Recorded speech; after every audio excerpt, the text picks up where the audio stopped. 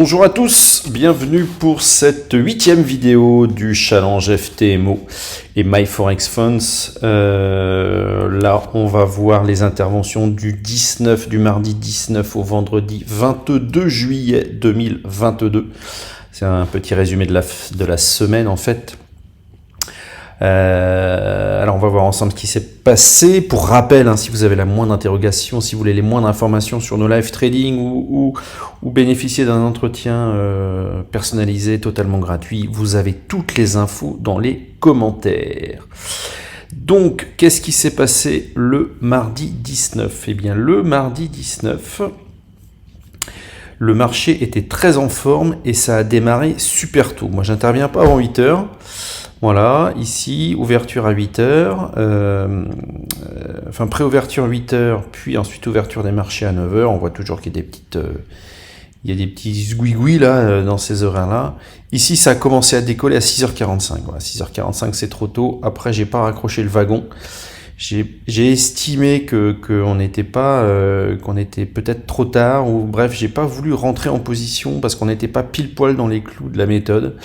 Et du coup, le marché est parti sans moi. Et il n'y a rien de pire que de penser qu'on va rater le marché et du coup essayer de le choper en route et puis de se faire défoncer parce que là, c'est à ce moment-là qu'il part dans l'autre sens. Ça m'est arrivé quand même un paquet de fois. On avait le 1,20 qui était pas loin ici en plus.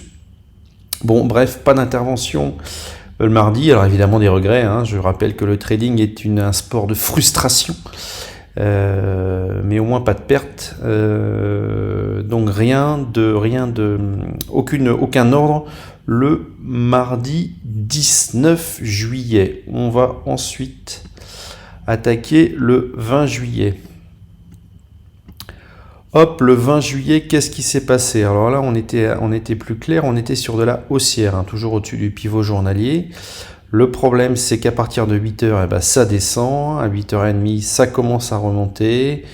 Et puis, ça redescend. Et puis là, par contre, donc là, ici, il fallait éviter de rentrer en position parce qu'on n'était pas clean. Ici, par contre, on a eu un petit passage en partie baissière. Du coup, j'ai considéré que c'était un changement de... On est donc au-dessus du pivot journalier. On est sur de la haussière. Donc, on cherche à acheter. Là, on a une baisse et boum, une remontée d'un coup. Ça, j'estime que c'est un changement de mini-tendance, entre guillemets. Donc là, je suis rentré en position ici. Alors, pas ici, je crois. J'ai laissé remonter un peu. Je crois que j'ai dû rentrer en position à peu près à ce niveau-là. Voilà. À ce niveau-ci, c'est-à-dire que c'est bien parti dans le bon sens. Donc, j'ai remonté un peu mon stop et le marché s'est retourné. Mon stop n'était pas assez haut. On n'était pas à plus de 10 points, on n'était pas à plus de 10 pips, donc j'ai considéré qu'il fallait laisser respirer le marché. Bon, en effet, il a vachement respiré, puis il est parti taper mon stop ici, parti taper le stop que j'avais remonté ici. Voilà, le stop à l'origine était là, sous le pivot journalier. Je l'ai remonté sous cette bougie rouge-là, et il est venu taper ici. Donc ça a été une perte. Alors on n'était pas à 1% de perte, parce que je rappelle que je risque 1%. Là on devait être à 0,6 ou 0,7, on doit être aux alentours de 500 €, je crois, de 500 € de perte. Donc encore pas mal de frustration du coup entre le mardi 19 où là on laisse partir le marché tout seul et le mercredi 20 où là il part et puis il revient et il repart dans l'autre sens. Bon, ça fait partie du jeu, c'est comme ça. Ensuite, le 21 c'était le jeudi, ouais c'est ça.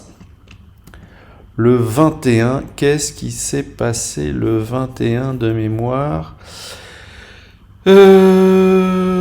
Là le marché s'est cherché un peu. Un coup on était au-dessus du pivot journalier, un coup on passait en dessous sans aller casser les précédents plus hauts, et puis là on est passé baissier. Alors j'ai estimé, alors déjà c'était à 8h, je déteste rentrer en position à 8h parce que ça partira un peu dans tous les sens. Ici, il a cassé le précédent plus bas, mais il n'a quand même pas cassé le range de la nuit qui était ici. Vous voyez, là c'est pareil. Il a cassé le range de la nuit plus tard, vers 9h30. Et là c'est pareil, ça faisait déjà un bout de temps qu'il était baissier. On était proche des 1,195 ici, un chiffre rond. Donc j'ai préféré ne pas rentrer en position.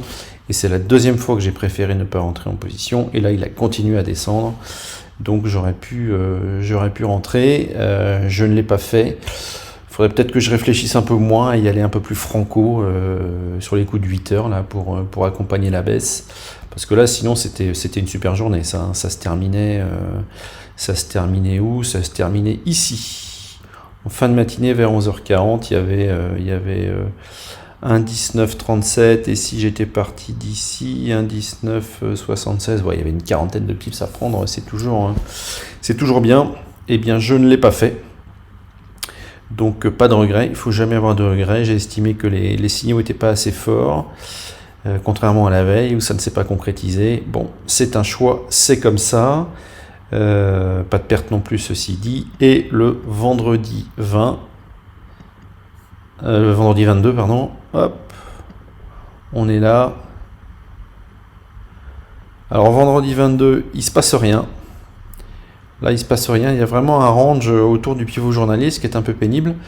Et puis là, on a un bon signal par contre. Ça veut dire que là, on passe sous le pivot journalier et on repasse au-dessus, on redevient haussier, on casse le précédent plus bas. Donc là, je suis rentré en position ici.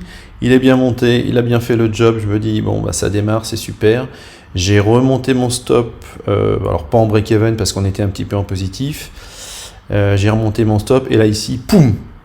Il est parti d'un coup à la baisse. Juste avant une news qui avait lieu à 9h30. Il est parti à la baisse, on a été stoppé. Alors stoppé en gain, mais enfin c'est un gain ridicule. Je crois qu'on devait être à 1 pips ou 2 pips. Enfin c'est un coup de 100 euros c'est un coup de 100 euros sur les résultats, ce qui ne sert à rien, mais au moins on n'est pas en perte. Et donc là, cette baisse-là, sans raison, on est reparti dans l'autre sens.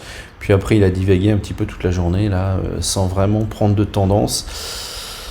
Une grosse semaine de frustration. Heureusement qu'il y a eu le lundi qui a été très bon, parce que... Alors c'est peut-être pour ça aussi que je me prenais pas la tête, parce que le lundi a été très bon, ce qui faisait valider une belle hausse. Je voulais pas trop prendre de risques pour le reste de la semaine. Soit il y avait de bons signaux avec une vraie tendance, et là je rentrais en position. Et si tous les voyants n'étaient pas ouverts, je préférais m'abstenir pour ne pas effacer les gains de lundi. Donc ça reste une semaine très positive. On va voir ça ensemble sur les résumés FTMO et My Forex Funds. Nous y sommes, voilà pour le FTMO. Hop.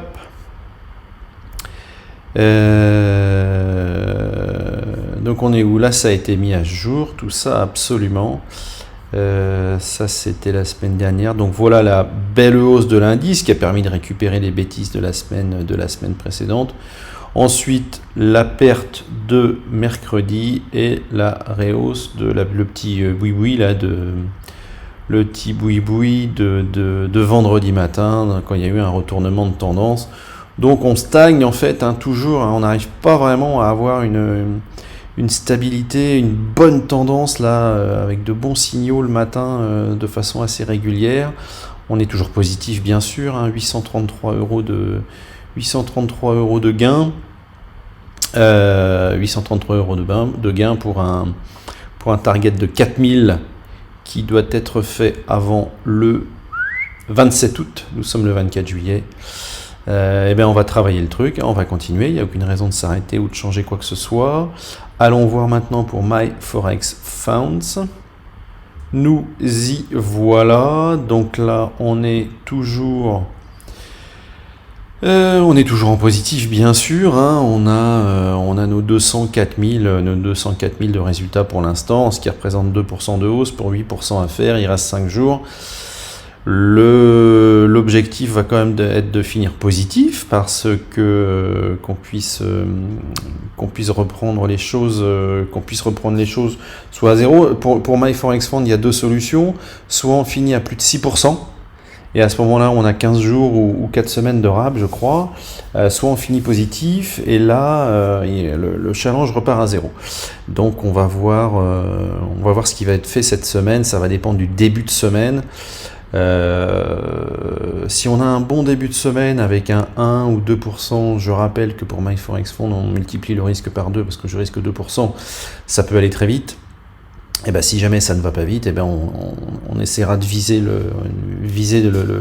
la sortie positive du truc, et puis on repartira de zéro. Ça fait partie du jeu. Voilà les amis. Je vous rappelle que pour toute info, vous allez dans les commentaires, vous avez accès à toutes les informations sur le live trading si vous voulez trader avec nous le matin, ensemble, pour vous aussi valider des challenges FTMO, MyForexFund, City Trader Imperium, enfin toutes les propres firmes un peu sérieuses qui permettent de trader avec très très peu de capital, avec très très peu d'investissement. Vous avez aussi la possibilité d'avoir un entretien personnalisé avec moi-même. C'est totalement gratuit, vous verrez tout ça dans les commentaires. La bise, à plus tard, faites attention à vous, bye bye.